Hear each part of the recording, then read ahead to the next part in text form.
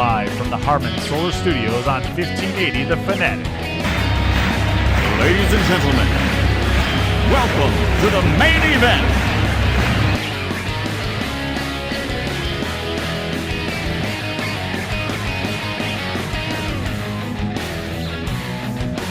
And it's Wednesday night, 6 p.m., which means you're listening to the main event here at 1580 The Fanatic, also on 99.3 FM. I'm Stephen McCollum. Adam Michaels is here, ready to take your text at 888-368-1580. As always, get on board with us here tonight. We're going to go through Adam's quick hits. We're going to discuss the first two episodes of The Last Dance, which we both watched today and was enthralled by it. And then also, of course, NFL draft discussion. Stay with us for the next hour and let us entertain you. Adam, how you doing tonight, man? Are you ready to get this started? Man, I am so ready, Steve. This has been a great day so far. We've had some, got to watch The Last Dance, the first two episodes today. We purposely kind of waited on this because we wanted to have it fresh in our head coming into this Wednesday show. We got the draft tomorrow night, starting NFL draft. So that's something big. We got some breaking, some quick hit stuff to hit on. A lot of good stuff happening here on the main event right here on 1580 The Fanatic. They can always, the nation can reach out to us. However that's done. How is that? It's the fourth dimension, right? Sure. Okay. 888-368-1580 is the Fanatic text line. Always reach out to us there. And, Steve, you want to do some quick hits here brought to you by Gestalt Productions? Absolutely, Adam. Give them to me. There's some news that hit today that I don't know about, and you wanted to throw my way, so let's do the quick hits, man. So the National Hockey League has abandoned plans altogether for the neutral site games. So what's their plan? Their plan is to wait it out, and if they're going to restart the season, it'll be at the regular team's home ice. I was reading in conjunction with – so I didn't see as we were driving up here, I didn't see – what they were talking about, but I did read earlier today that said that they were going to look at 4 actual stadiums. For instance, Edmonton Oilers would be Pacific. I think it was Carolina was going to be for the Metropolitan Division, and I could be wrong on this, but it was someplace up north, either Detroit or Minnesota, but I think it was Minnesota, would be at the Central Division. So have they scrapped – from what I understand, they've scrapped all those, and it's because they were talking about North Dakota and stuff, right? Yeah, it's home ice or bust. Well, good. If that's the case, good, because I just think, especially to finish up a season, I think it's ridiculous to go neutral ice. It's my whole concept with the baseball thing before. I think you just wait it out or you cancel it if you can't play regular games, at least in stadiums. Now, like I said before, the Rangers can't play in Manhattan, obviously, because it's a big outbreak there. Maybe they have to move to finish out their season, and I would understand that. But in terms of that, Phoenix, but then what do you do with LA and San Jose? So anyway, hockey's in the same boat. But I will say this: it is nice to see the NHL actually coming out with ideas now, because they're the one league that have had zero. As I triple my words, they've had zero. Hypotheticals out there as the other sports have. So what I've heard from the NHL though too is talking about the news broke about bringing their draft back in June, right? So doesn't that kind of signify if they're going to do the draft ahead of the postseason that by then they'll end up calling it? So when have they've officially announced that, or they are talking about still doing the draft? Have they announced it? They haven't announced it, but they're talking about doing the NHL draft in June. Yeah, obviously you could set the schedule now, but let's say you restart the season in July. I don't understand how you would do that, because obviously the slots would change, right? Yeah, your slots change and everything else. So it'll be interesting to see. I think that once a league goes to the draft, it's pretty much rest in peace for this season at that point. I would tend to agree with that. That would mean they're giving up on the season. One thing I did read about hockey that's different from everywhere else is when they abandoned their season, a lot of the players went home. And home for NHL players most of them isn't, the next state over. Right. The other side of the country. They're going back to Canada and to the USSR. Yeah, Russia. Exactly. Borders are shut down right now still. So. Yep. All right, what's the next one you got for me? Tiger, Phil, Tom Brady, Peyton Manning, the golf match is on. Are you interested in this? Is this the charity thing they're talking about doing? Yes, this is the charity thing. Is it pay-per-view or is it free? I have not seen that, but I'm assuming. Well, you know what? I don't even want to assume in this day and age because everybody is dying for programming. So this very well could be on regular TV, right? I've got it loaded up here. I am not interested in this at all. However, I will say it's going to be on TNT. It's going to be a charity event. If it's free and nothing else is on, I will pay attention. There's nothing else on, Steve. Yeah, then I will pay attention to it. Okay. That doesn't mean I will turn it on. I will say also, I could care less about Tom Brady and Peyton Manning being in it. What if you put Michael in it? Are you interested now after watching The Last Michael Dance? Jordan. Jackson? He's no, dead, put buddy. Michael Jordan and LeBron No, James in there. still no interest. No interest at all. Well, I can't sell you on this? I also have a bad taste on that match they did for pay-per-view, which I didn't pay for, and I didn't even pay attention to it, but I read the people talking about it, and it was the most god-awful thing ever. And even though it's on TNT and it'll be free, supposedly, I still have no interest because it's just not going to be good, right? Are we that sports starved that we're going to watch? Yes. The answer is yes. Oh. Yes, period. Next question, please. All right, what's the next quick hit you got? So now we can turn our attention to Major League Baseball. Your sport. My sport, and they have finally announced the punishment for the Boston Red Sox, and it's very weak. Sort of.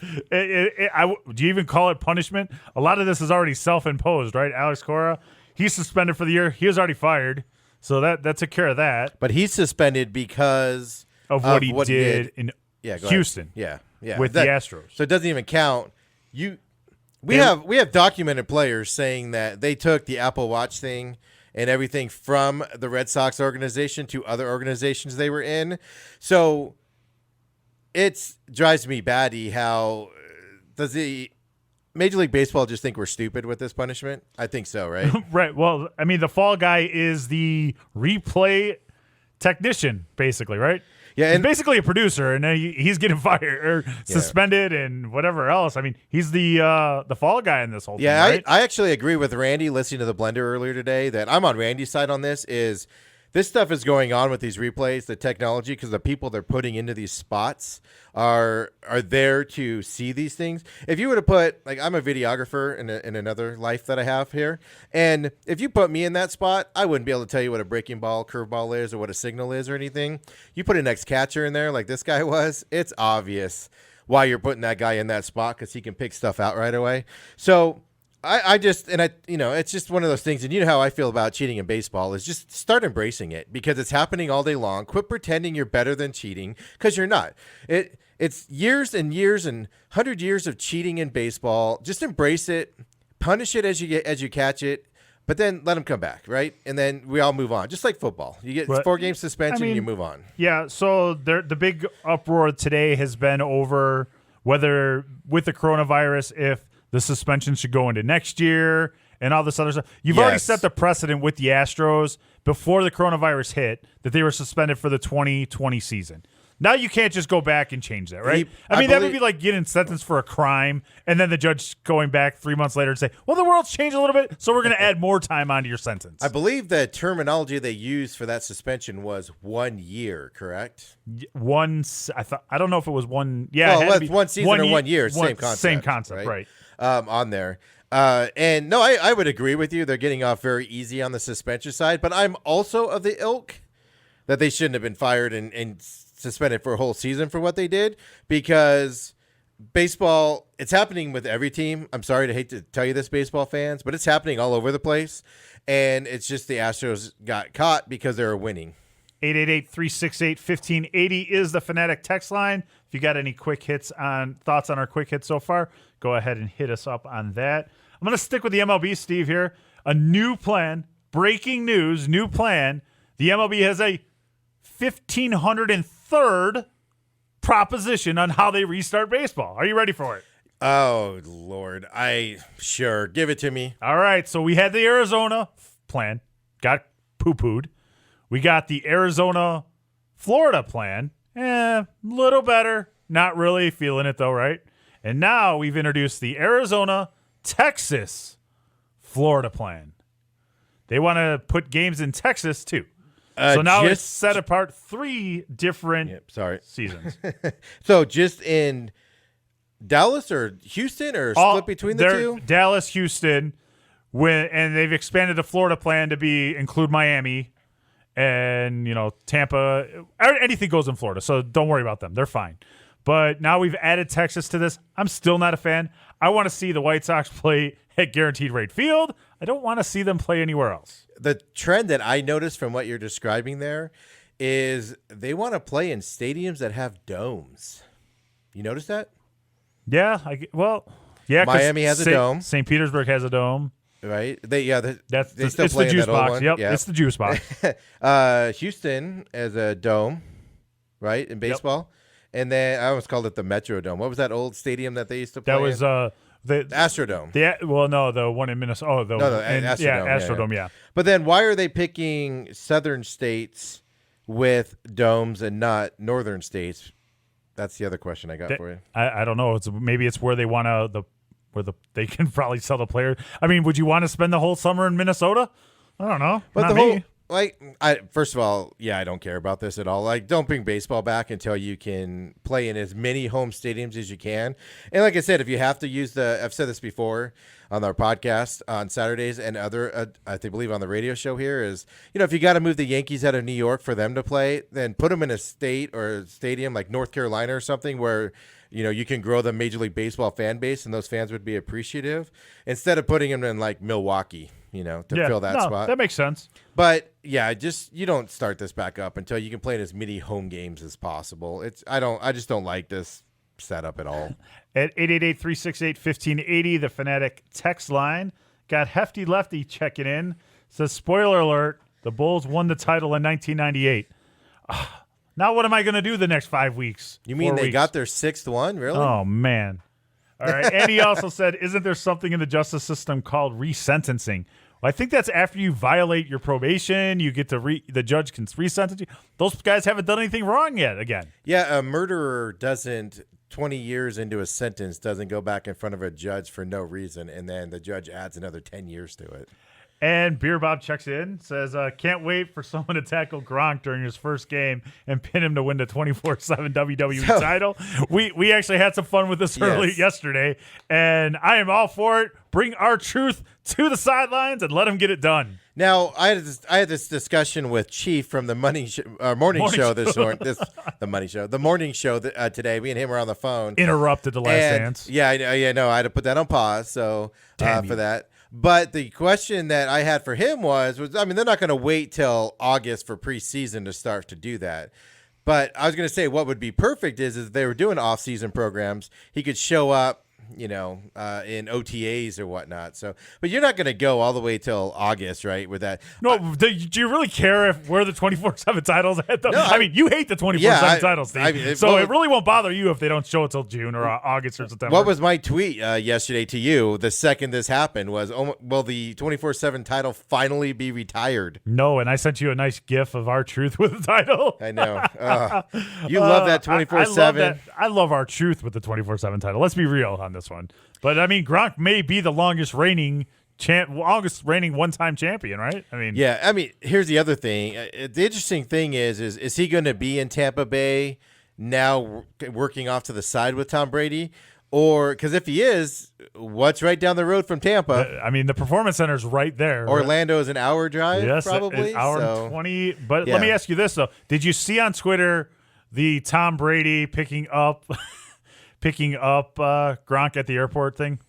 No, I did not. It was hilarious. They're just walking through the airport together. Wait, was that real? I don't know if it had to be real at some point. I thought that wasn't real here, maybe, because Tom had I don't know if Tampa, if you're having a skull hood on or whatever. I didn't have the sound up on it, but I assumed it was from the Patriots days. But I didn't have the sound up it was on fun. it. But Tampa Bay's official Twitter had it on there too, which was good. That's where I saw it on there. Yeah. What? Real quick, I guess. One more quick hit will be, how are you feeling about Brady and Gronk reunited, and it feels so good in Tampa, or what is it? It's Tom. Is it Tom? Tampa Bay. Tampa Bay, yes. The stupidest thing I've ever heard of in my life. So, as a Arizona Cardinals fan, right, and season ticket holder, and I saw a lot of Bruce Arians when he came here, and he won a lot of games for the Cardinals, but he could never get over the top of the better teams in the division, meaning Seattle. And yes, I know he beat Seattle in Seattle one year, but he just couldn't get over them in the playoffs. There's something with that system where he can't get over the hump to get to far enough in the deal with that system. And you have another problem with that is the Saints. The Saints are in that division. But you know what? The Saints don't bother me. I'm not a bandwagon jumper on Tampa Bay. My parents are from Tampa, or live in Tampa. They have for like 25 years. My other team is Tampa. So I'm all for this, and I really like what the Tampa Bay have done. I mean, you can't take away Drew Brees. You can't take away his weapons that he has down there, and you can't put that on them yet. You can't give him the ring yet. But. Let me do this for you. All right, give it to me. I'm ready. Bucks projected starters right now, and I'm not including O.J. Howard because I'm assuming he's going to be gone. So you have Tom Brady, Ronald Jones, Mike Evans, Chris Godwin, Rob Gronkowski, starters for the Bucks offense. Okay. Saints, same division. Drew Brees, Mike Thomas, Alvin Kamara, Emmanuel Sanders now, and Jared Cook. You tell me. And here's the other side that you're not even thinking about right now. Saints have chemistry. They've been playing together. Obviously, Emmanuel Sanders is new to there because he was with the Niners last year. But you have chemistry with that team right there built in. Tom Brady and Rob Gronkowski have chemistry. But Ronald Jones, Mike Evans, Chris Godwin, never played with these guys at all. And then they're going into a whole different system. Bruce Arians isn't putting in Bill Belichick's system for Tom Brady. He's going to run his own system with some modifications to help Tom Brady out. You mean to tell me right now that the Bucks move in front of the Saints for that division? You know, I think it's going to be close. They're going to end up splitting. They're going to go 1-1. I don't necessarily care about the regular season. I'm talking about the division. The Bucks are going to the playoffs. You can mark it now. Bucks in the playoffs. Beer Bob on the Fanatic text line at 888-368-1580 says the video for TB and Gronk was after the AFC Championship win over the Chiefs. Yeah, I thought it was old. I figured it was old, but it was just still funny, though. Yeah. I gave it credit. I'm just getting off this bandwagon, this Tampa Bay bandwagon that some people are going You're not on. ready to jump on yet? Well, first of all, no, not with the Saints there. Right. I had somebody actually talk to me earlier, and they were telling me how, well, you got old Drew Brees. I literally fell out of my chair when he said you got Drew Brees is old. All right, Steve, that's our quick hits brought to you by GestallProductions.com. Always check them out. You can check out what's going on there. When we come back, Steve, we're going to get into something that I've been waiting for. We're going to get into The Last Dance. We're going to do that here on the main event on 1580 The Fanatic.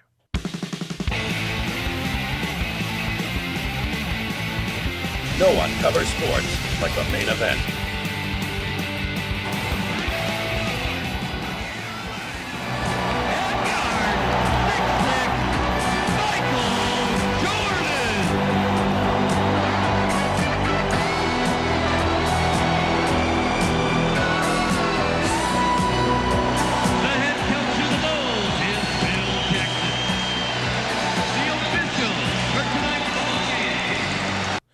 And we're back here at the main event here on 1580 The Fanatic, also on 99.3 FM in the Harmon Solar Studios. As always, Adam, before we go to The Last Dance with that intro, and you probably have goosebumps right now, take us back to the text line. Let's get that cleared up. Yeah, Papa Mike checks in and says, good point, Big Steve, but remember, there's tape on the Saints and their schemes. Nobody knows what Brady and Arians will do. Team will do. Time will tell. First of all, Papa Mike, as a fellow Cardinal season ticket holder, I'm sure you sat through the Bruce Arians years with me in the stadium. Second of all, you're absolutely right, but you also have films on Arians' system, and you also know Tom Brady can't throw deep. And Beer Bob checks in and says the Saints will win the division, but Tampa Bay will get a wild card. All right, so we got thrown down here. We got to start placing some bets here on too early for that division bets going on here, right? Yeah, definitely. But let's Way get back, too early. Let's get back to the topic that I know you're super excited about. Grew up, kind of hating Michael Jordan a little bit. I've learned to appreciate him as time has gone on. We sat down today so we could watch the first 2 hours uninterrupted before the show, have a fresh thing coming into it. First of all, Adam, you grew up in Chicago. You grew up around this team. You grew up on the South Side. That's why you're a White Sox fan. Tell me how you felt. I know you were just giddy as all heck for this thing. Tell me what your reaction was. Wow, I'll tell you what, Steve. I did get the goosebumps are back. I'm talking about this. Goosebumps come back. Hearing the Bulls introduction. Here, all that stuff, and the Bulls started that, and just the things that I didn't know, where I'm like, wow, I didn't know that. I didn't know that. Like, Well, I did 'Cause not know that Scottie Pippen was drafted by the Seattle Sonics. you were Supersonics. surprised by that. I was actually. very surprised by that.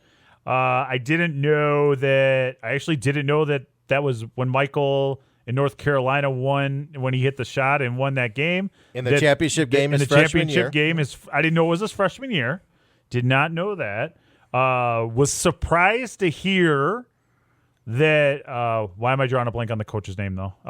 Dean, right? Dean. Oh, Dean Smith. Dean Smith tells Michael not to come back for senior year. You were shocked by that. I was shocked. I'm like, I think I went to you. I said, why would anybody tell Michael not to come back? Right. And then he's been told not to come back again by Jerry Krause. So I guess it's a trend. Right. That is amazing to see the differences from college back then. Now, the expectation is one and done, right? Yeah, it's trying to keep kids in school, right? Like you're trying to keep them there because they want to leave so early. And to watch that back then from 1980, whatever it was 83. Yeah. And, he's like, I want to come back. And he's like, no, get out of here. So that is fascinating to watch that difference compared to today's college game. And then also just the striking thing that hits me is the thing that gets me so excited about this is it's amazing to see the different NBA today compared to back then, right?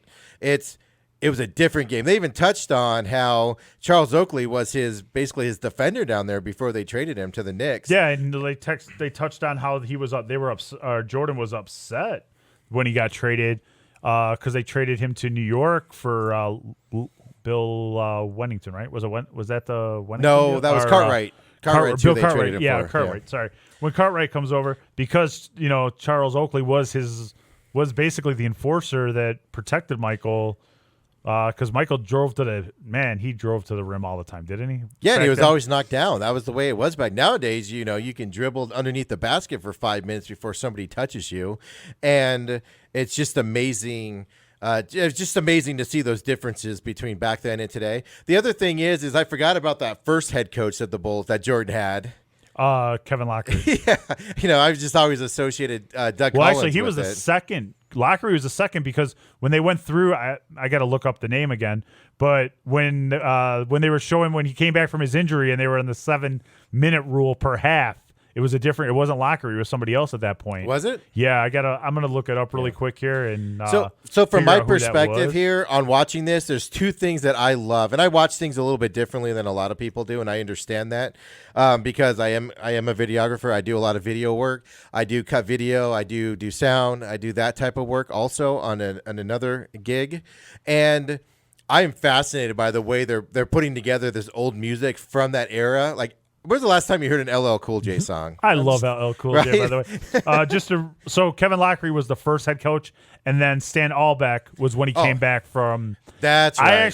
I knew about Lockery. I had forgotten about Stan Albeck because for some reason I always thought it was Doug Collins next.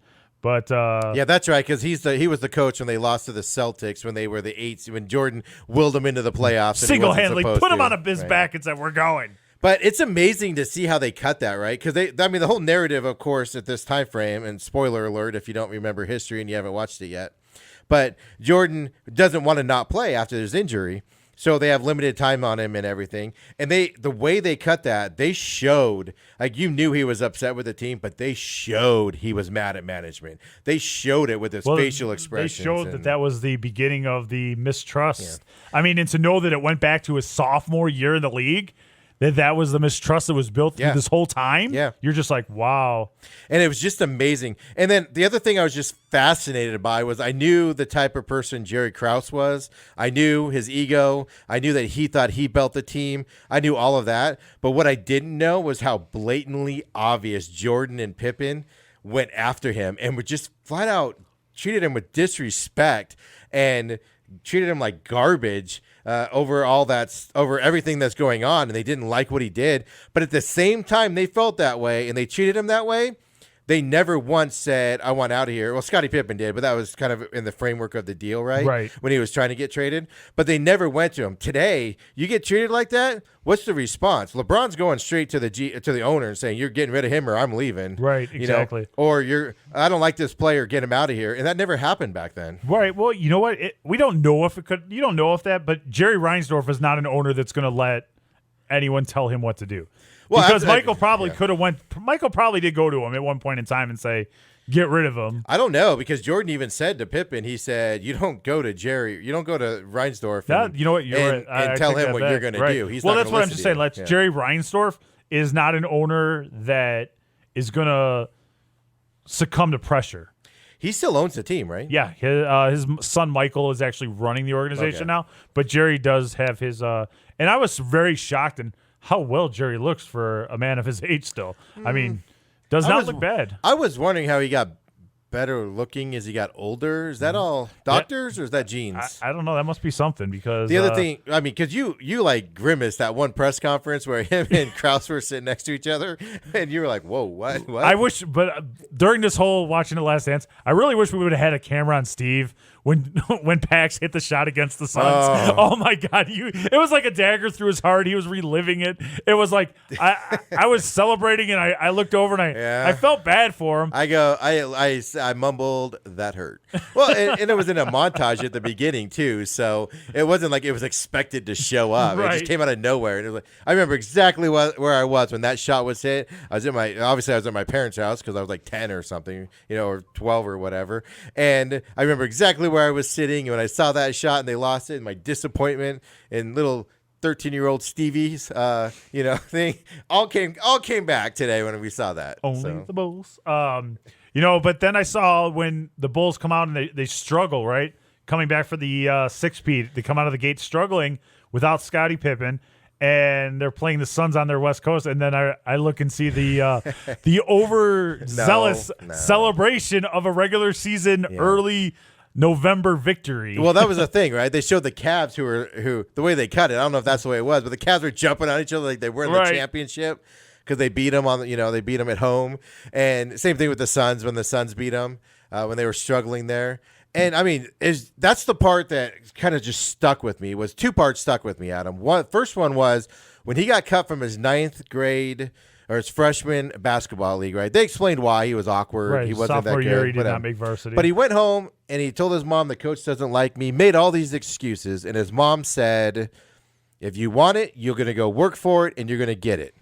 She didn't listen, make him listen to those excuses. And that was fascinating. Did you notice the mom called the dad Mr. Jordan? Yes. Every time. I was like, that's old school, though. Right. You're just like, I mean, it's kind of like Dallas with Ms. Ellie or something. It's like, you can tell what Adam's been doing during quarantine. Hefty Lefty checks in on the Fanatic text line at 888-368-1580. One of the networks needs to bring back Round Ball Rock as an intro song for the NBA. All-time classic. Right? It was just amazing. And I know the Suns adopted, the intro that the Bulls did, a lot of NBA teams did, and it's still just amazing to listen to that because they're the first ones to do it and bring it in there. But the other thing, really quick, on the other thing that I loved from this documentary or from this docuseries in the first 2 episodes was as Jordan, when Pippen went down, Jordan didn't cry about it, right? He got angry. He wanted to fight harder. He got harder on his teammates, everything. And he didn't sulk and say, we're just going to be awful till Pippen comes back and then be mad at Pippen, even though he thought Pippen did the wrong thing. He thought Pippen was being selfish. Yeah, but he was like, this is what we got to deal with. Let's do it. To have that type of mental toughness is just amazing. And then just the other side of that is just the way that, he did not want to quit. He wanted to play more than 7 minutes, which I get, right? I would be the same way. Let me play, coach. Just let me play. But he went after it. He pushed, right? So when he got to that series, he was scoring 49 points against Boston. And then, 63 in that game 2 when they lost? I mean, and you would have, the way they cut this thing, I would have never believed that the Bulls lost that second game, right? I would have been – you could have just said – you want to put $100 on it? I said, well, I don't have 100, but I'd do it. You just don't see that determination and will to win like you did when you watched that documentary on Jordan. That's all I was going to say. Yeah, no, you're 100% right. So part of this, the second part of this was a lot about Scottie Pippen. And we kind of talked about it a little bit where I was just like, yes, Scotty and Michael were underpaid, right? When they going through this championship run, going through the first, time here. They were underpaid. There's underpaid, and then there's Scottie Pippen underpaid. Well, but you know what? Scotty signed the contract. Jerry Reinsdorf told him, don't sign this contract. But Scottie Pippen felt that he needed to do it for his family, which was fine. But once you sign that contract, you're signing the contract, right? It's not Jerry Reinsdorf's job. Like, I'm actually on management side on this one. But but nowadays you would have to renegotiate because the problems will occur, which you saw. You definitely saw the first problem. one that pulled those moves. But Scottie Pippen's problem was probably Scottie Pippen because there's a lot of P's in there. Yeah, there was a lot, definitely, and I didn't pop any of them. Thank you. Maybe. So what I wanted to say was though that just Scottie Pippen's reputation of being no tipping Pippen and everything else killed him doing endorsement deals because Michael didn't get rich in basketball to start with. Michael got rich on endorsement deals. And Pippen missed the boat on that locally and nationally where he could have tripled his money easy. Well, that's what I was going to ask you. Being from Chicago, I'd never been to Chicago at that point. He didn't have any local ads, or he had very few local ads? Very few. He had a radio show that was short-lived where he'd come on, but just had no interest in it. Like, it was terrible. Like, it was his reputation that killed him. And I really am looking forward to what they do with this because as much as they said that he got crapped on during this time, the Bulls took care of him twice. Yeah, afterwards. Going on, later, right. Later on in their career. But they didn't have to. They didn't have to do the sign and trade. He could have made less money then because he wouldn't have got the max deal. Well, then they gave him a crap load of money to come back when he was worthless. One thing that I didn't think they did a good enough job on was when he signed that 7-year, $18 million deal. It wasn't the best deal he could have gotten, but it wasn't like crazy NBA money back then. It took off after that. Yeah, it took off after that. So it was the length that killed him on that deal instead of the other side. But you're right, they did take care of him. But the other thing is, if you watched it, and they didn't touch on it at all, it's just something I picked up on. When Jordan went into the league, he went in saying, I'm not the guy. I need to go in there.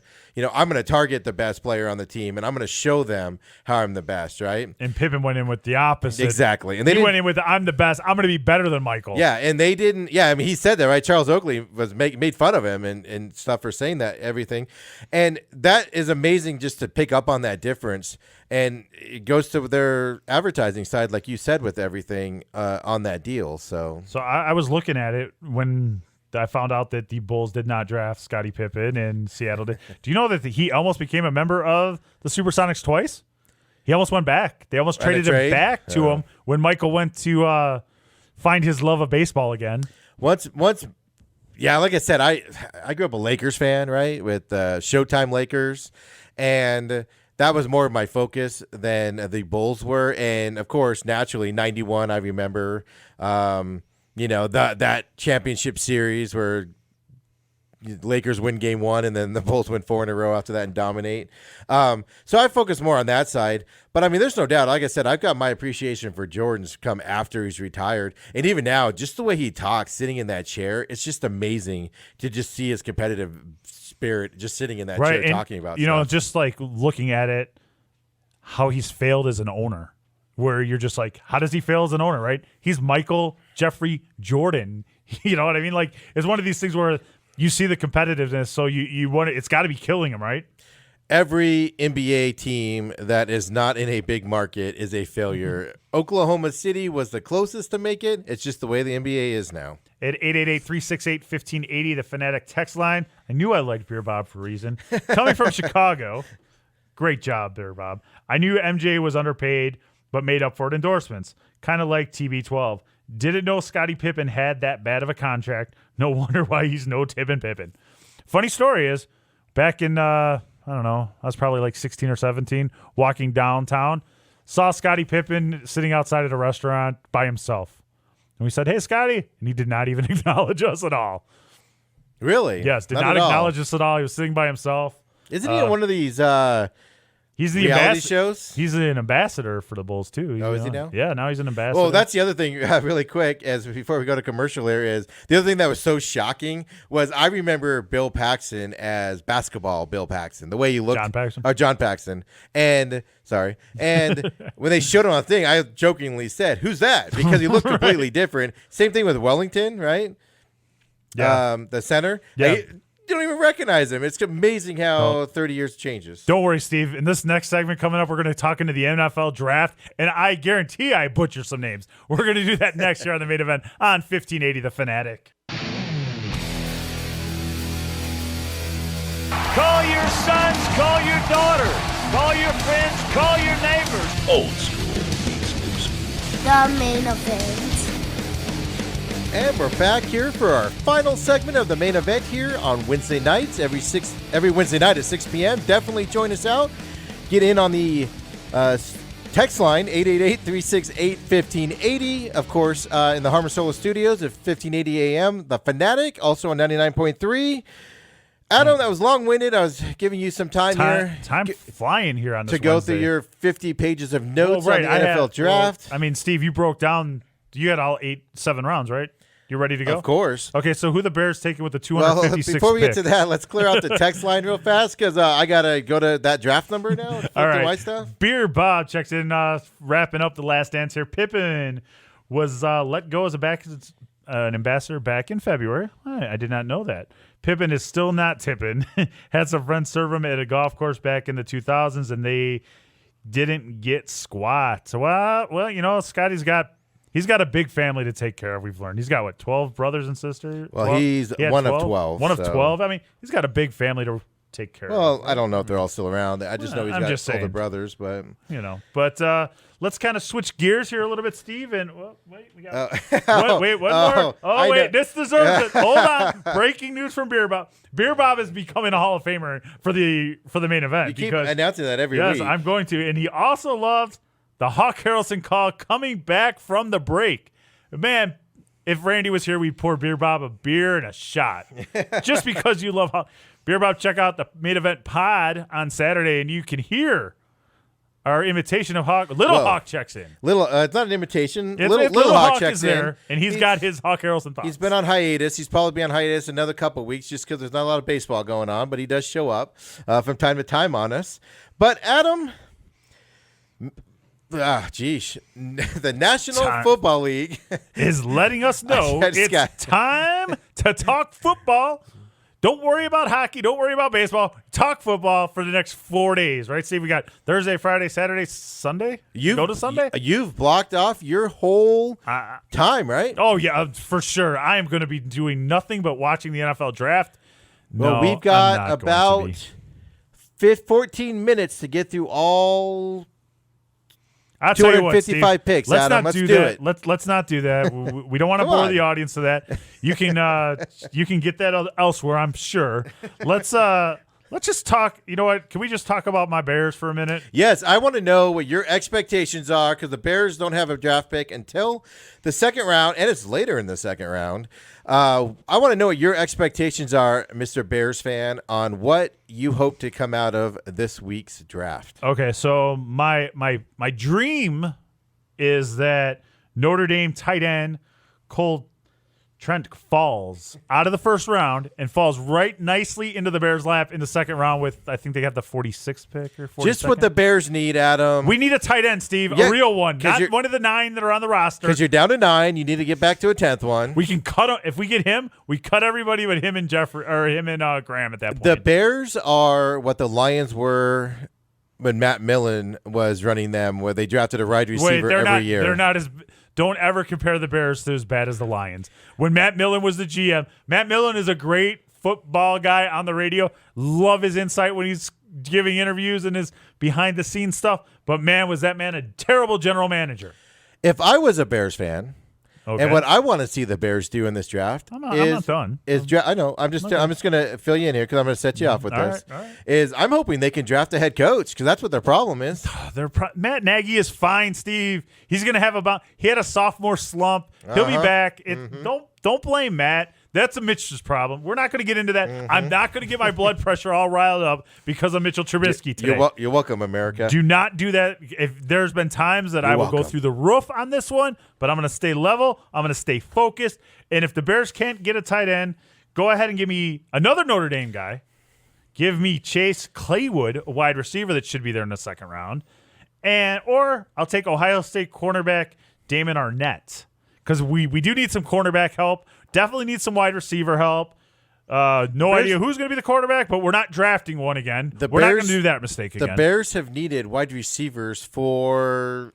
Hey, we had Brandon 10 years? Marshall. 15 years? They had Alphon Jeffries. The Bears have had receivers. Okay. Don't worry about the Bears. And the Bears haven't had a quarterback. They've had plenty of receivers. Nobody to throw the damn ball to them.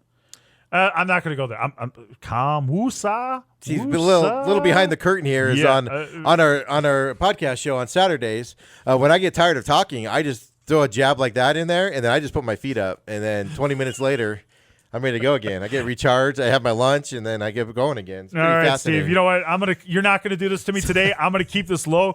I need to know about the Arizona Cardinals, Steve. Season ticket holder, lifelong fan. Put the ring on them. Go ahead and crown them. Tell me what you got, Steve. First of all, I don't say any of that stuff about any teams. I'm more of a passive fan in terms of I don't get my hopes too high. I don't get mad when they're bad. I don't get mad when they make bad choices. However, I will say with the 8th pick, I just got it. Text it to me right now. Just kidding. I don't delve into it that much, but I'm hoping they trade down on that because they do need more draft picks. But here's the weird thing about the Cardinals this year. They went 6-9-1 last year. Does that add up to 17, Adam? 6. You put the 1 on the 10. Multiply by 10, 6 or something. That's 16, right? Yeah. Nobody knows that. We do that joke. But I'm hoping they trade down because they need draft picks to fill some spots. But the weird thing is at 6-9-1, they don't have a ton of holes in terms of, especially with their free agent signings this year, and obviously the trade of Hopkins for the wide receiver, they don't have a ton of holes that they need to fill.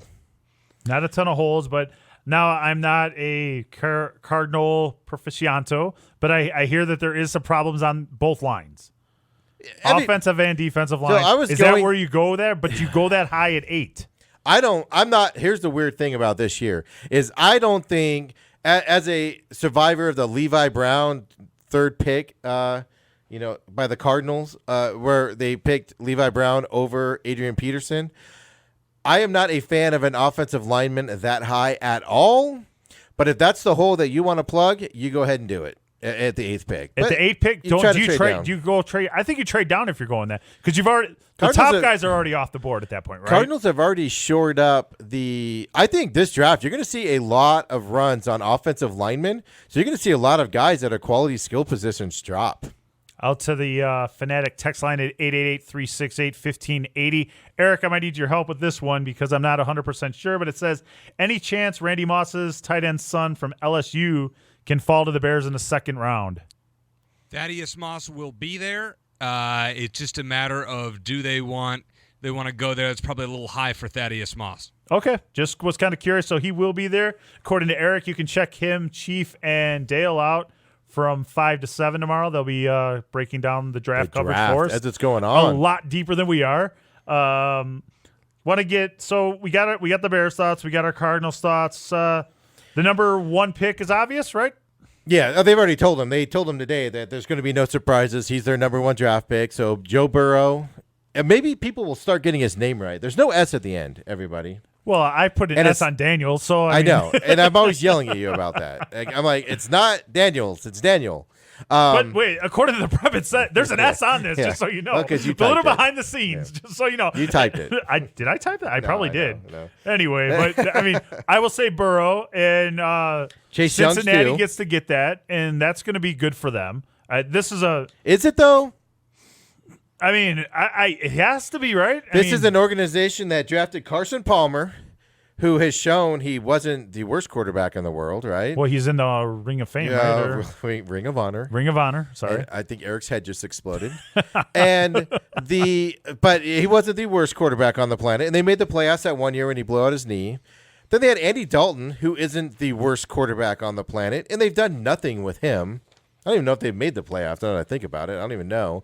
And do you think – I don't know, man. It's just that whole system. And then Cincinnati's head coach – nobody still knows who he is. Nobody knew who he was when they hired him, and nobody still knows who he is. Yeah, I mean, it's just going to be a good – I mean, Andy Dalton, I don't think – it's not a bad quarterback. I don't believe he's a bad quarterback. It's going to give Cincinnati fans hope. Right. And in this day and age, you need hope. He's your starter day one too, right? I mean, he doesn't sit, does he? If they still have Andy Dalton, isn't that going to be an interesting decision? Well, they benched Dalton last year. But then they put him back in. Yeah, I mean, I don't know. Do you want him? Do you want your rookie quarterback to go out there and get the Bejesus Googles beat kicked out of him? I was trying to Right. find a word without that was FCC appropriate there. Yeah, do you want that to happen? That's a good question. That'll be something interesting to follow, I think. Well, the trades for veterans tomorrow it's just going to be fascinating. Yeah, definitely. The trade values are going to be fascinating. So Washington's, you think, is going to go Chase Young? Yeah, definitely. This is Ron Rivera. Ron Rivera is a defensive-minded guy, and this guy makes a difference, right? I mean, They claim. I mean, he comes from the Ohio State University. Yeah. When was the last time an Ohio State University guy was Steve, successful? it's the Ohio I State know. University, please. When was the last time? Dang it, Eric. Nick Bosa is the answer to that trivia question, Steve.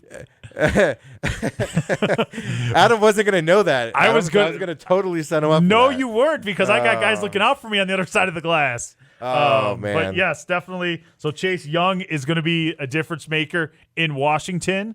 Gives Ron Rivera some toys to play with on the sideline. There. Chase Young looks small on the field, but he's big guy. 6'5", 264. Yeah, is it's where ridiculous because he looks tiny. Like I'm like, is that a cornerback out there? So he's deceivingly fast out there. I'm not going to say he's going to be the real deal. He's not going to be the next Lawrence Taylor. He might not even be the next, Bosa in that Washington defense. But especially with that Washington defense, you're going to be able to double team him pretty heavily, at least in this first year. But you're right. Ron Rivera there is a big plus for him. No, definitely. And then we move on to Detroit, where that's the first kind of question mark pick at 3. Well, we don't know where they're going to lock in at. Yeah, if they stay there, they need cornerback help with letting Slay go. And they need a lot of help across the board. And there's quarterbacks there, right? Because Matthew Stafford had back surgery last year. And, if they're going to give up on him, you take one of these high quarterbacks, right? Or what they're trying to do, apparently, is trade down that pick to get out of that spot. And they're hoping that Miami will move up or somebody will move up in that spot. This is the most fascinating third pick we've had in a while. Yeah, I mean, for me, I've read a couple different things, and the good fit for me, I think, might be Derek Brown out of Auburn, defensive tackle there, if they stay. But do you have to stay at 3 to get Brown? No, I think they can get him later. Stay at 3. You can get him at 6 or 7, and then we go down. I think the other interesting thing here we have is Tua, right? That Tua is. Well, he's the big question mark. He's the big question mark. We've had some talks on this today. He's the individual player question mark. Is he going to be the next Aaron Rodgers who falls in the draft, or is he going to be the surprise that gets taken a little bit early? Yeah, right now projected to go to Miami. We had a little discussion about this earlier. I'm not sure Miami goes quarterback this year. Well, they may suck it up on purpose to get for Lawrence next year. Next year? Yeah, I don't know. I'm not sold on Tua. With But the why are you injury not and sold coming on back, I'm just the injury coming back from it. I mean, that was a catastrophic injury, Steve. Well, to Bo Jackson 30 years ago, technology's changed since then. But we had this discussion on the Saturday. human body hasn't. We had this discussion on Saturday's show, and I'm not going to bring it up because we had a long discussion on it. If you want to listen to it, definitely get on Podbean or on Facebook, and you'll see it on there. But if Tua could give you Andrew Luck's career. We're going to go back to No, this one. we're not going to go into it All because right. there was a lengthy discussion, and I know your stance hasn't changed, and I know my stance hasn't changed. So if you want to listen to it, definitely find it on Facebook or on Podbean. But the question I have is if you can get 7 years of Andrew Luck career out of him, I think it's worth the move because look at the stats, people. NFL guys like the quarterback from Oregon a lot more than they like Tua. NFL guys, it's there. It's not a secret. But there's a reason he's in there, right? But his hip isn't the problem. He had a major ankle problem. He had a major shoulder problem, all in college. And here's the other side is all of his injuries come because he gets caught by college players catching up to him. That's what I'm more worried about. If college kids are taking him down, why don't you think an NFL guy is going to be able to catch him who's faster and bigger? I'm not sold on him. You're on his side. Eric, where are you on this one? I think if Tua stays healthy, he's got star potential because he throws a fantastic football and he's got great moxie. Obviously, he's played in a bunch of big games. Remember, he came in the national title game as a true freshman, replaced Jalen Hurts in the second half, and threw a game, led him to a big comeback, and then threw a game-winning touchdown in overtime. I think Tua, if healthy, is going to be a star. But that health, as you said, Adam, could be a big problem. Yeah, it definitely could be a problem. It'll be interesting to see because I think if Miami doesn't take him at 5, I think he falls out of the top 10. You don't think the Chargers take a flyer on him? No, I don't think the Chargers take a flyer on him at all. Do you think the Chargers are going to draft a quarterback at all, or are they just going to go into this season hoping they're the worst team? They have the best uniforms in the league, by the way. They've won the offseason uniform challenge. Oh, Lord, have they ever. The Chargers are there in L.A. getting the rub on these uniforms, and it's going to be very interesting to see what this draft brings us tomorrow. I'll be interested in the first 10 picks, and then not really sure where I'm going to go after that until Friday evening. Let's clear out the text line real quick, Adam, and then we'll wrap up the show for today. 888-368-1580 is the Fanatic text line. Beer Bob says, I don't know if any AFC East team can afford to tank this year, but the Patriots possibly having a down year. Don't you have to go for it if you're Miami or any other team? Yeah, well, we don't know what the Patriots are. I am still on the GOAT bandwagon of Bill Belichick, and I think the Patriots are going to be just fine. With the rookie quarterback. Give me a break. It's not done yet, Steve. Beer Bob's on the right path right there in terms of that. The only issue I would say is you have the best quarterback coming out next year, better than any quarterback, better than Joe Burrow, better than any quarterback coming out this year, last year. Trevor Lawrence is coming out, and he is going to light this league on fire, and that's going to be the mark for Jacksonville, Miami, Chargers, and all these teams that want to suck for – I don't even know what you would say. All right, Steve, I'm hearing music in the earphones. That means that we're wrapping it up here. You can follow me at AdamMichaels05. You can check out Steve at SMAC500. And you can always check us out on the podcast on Saturday at the Main Event Pod. We'll be streaming it live on Facebook around 10 a.m., and we'll be back next week here on the Main Event wrapping up the draft and whatever else brings. Right. See ya.